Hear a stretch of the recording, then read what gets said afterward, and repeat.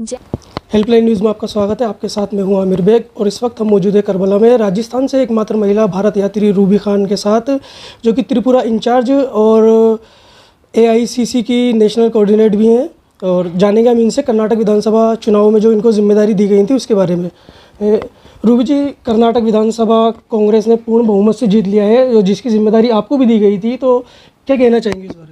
देखिए, सबसे पहले तो मैं कर्नाटक की जनता को इस बात की मुबारकबाद देना चाहूँगी कि उन्होंने कर्नाटक के लिए एक नए सवेरे को चुना, एक नई सुबह को चुना, सच को चुना, राहुल गांधी और कांग्रेस को चुना। ये बहुत बड़ी जीत है कर्नाटक की जनता की, जिसने कि भ्रष्ट सरकार को उखाड़ फेंका और इतनी ज़बरदस्त तरीके से उखाड़ा और कांग्रेस को इतना बढ़िया बहुमत दिया कि स्पष्ट बहुमत, पूर्ण बहुमत, सिर्फ मैजिकल फिगर तक ही हम नहीं पहुँचे, मगर मैजिकल फिगर को क्रॉस करके एक बहुत ही बढ़िया बहुमत के साथ कांग्रेस की सरकार आई। उन्होंने राहुल को घर से निकाला था, दिलों से वो राहुल को नहीं निकाल पाए। उन्होंने राहुल से घर छीना था। राहुल गांधी और कांग्रेस ने, सच ने उनसे स्टेज छीन लिया है। मुझे जो जिम्मेदारी दी गई थी वो एज ऑब्जर्वर इंचार्ज दी गई थी, और उस जिम्मेदारी का हमने पूरी ईमानदारी से, हम ही ने नहीं बल्कि AICC से जितने भी ऑब्जर्वर इंचार्जेस गए थे उन सब ने, सारी कांग्रेस ने, भले ही आला कमान हो, भले ही कोई भी कांग्रेस वर्कर हो, ग्रास रूट लेवल वर्कर हो, सब ने पूरे दिलो जान से अपनी अपनी जिम्मेदारियों को निभाया। और न सिर्फ माइनॉरिटी बल्कि मेजॉरिटी, और कर्नाटका में जो कास्ट सिस्टम है, पूरी कास्ट सिस्टम को एक करा। भारत जोड़ो यात्रा में, कर्नाटक में जो भारत जोड़ो यात्रा थी पूरा 21 दिन रही। उस 21 दिन में राहुल गांधी ने जो संदेश दिया था एक होने का, भारत को जोड़ने का, तो कर्नाटका उसका आज की तारीख में सबसे खूबसूरत एग्जाम्पल बन गया है, जुड़कर एक होकर सच का साथ देने का।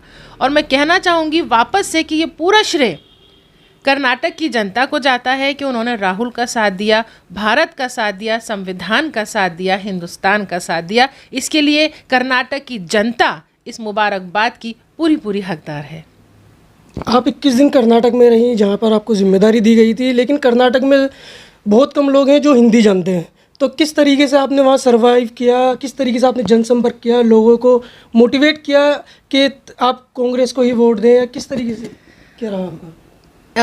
21 दिन हम भारत जोड़ो यात्रा के दौरान कर्नाटक में रहे, और वहीं कर्नाटक में भारत जोड़ो यात्रा के दौरान बेल्लारी में मेरा एक्सीडेंट हुआ था, मैं कंटेनर से गिर गई थी, और कर्नाटक में ही कुरनूल में मेरा ट्रीटमेंट हुआ था। माननीय राहुल गांधी जी, दिग्विजय सिंह जी, के राजू जी और पूरी आला कमान ने मेरा ध्यान एक अपने बेटी की तरह रखा, छोटी बहन की तरह रखा।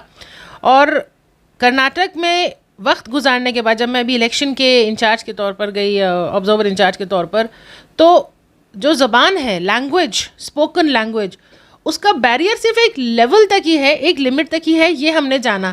ज़बान का लैंग्वेज, जब दिल जुड़ते हैं तो ज़बान का लैंग्वेज ख़त्म हो जाता है, बैरियर ख़त्म हो जाता है।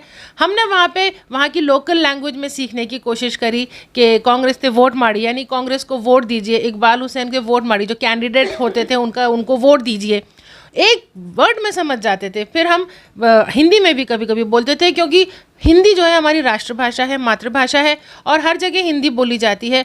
कई जगह हमें इंग्लिश भी यूज़ करी, तो एक मल्टीलिंगुअल अप्रोच हमने ली, और सबसे बड़ी जो अप्रोच थी वो हार्ट टू हार्ट थी।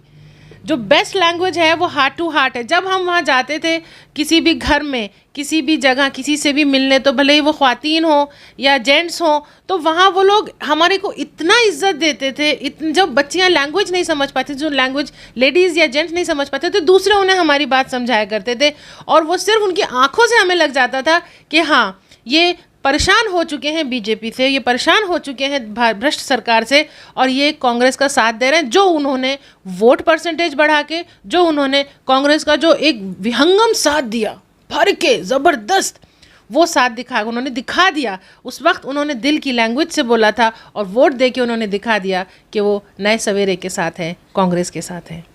इसी साल में राजस्थान विधानसभा चुनाव भी हो, कर्नाटक के परिणाम को देखते हुए क्या लगता है आपको, क्या इस बार गहलोत सरकार रिपीट कर पाएगी? देखिए, कर्नाटक के जो परिणाम हैं वो बहुत सुखद हैं। कर्नाटक के परिणाम सिर्फ राजस्थान के लिए ही नहीं, बल्कि महाराष्ट्र और आने वाले जितने भी स्टेट्स, MP और जितने भी स्टेट्स के चुनाव आ रहे हैं, उन सब के लिए एक सुखद, एक मतलब संदेश है। जनता के लिए एक संदेश है, एक उम्मीद की किरण है कि अब जनता जाग रही है, अब जनता अपने हितों के लिए वापस से जागरूक हो रही है।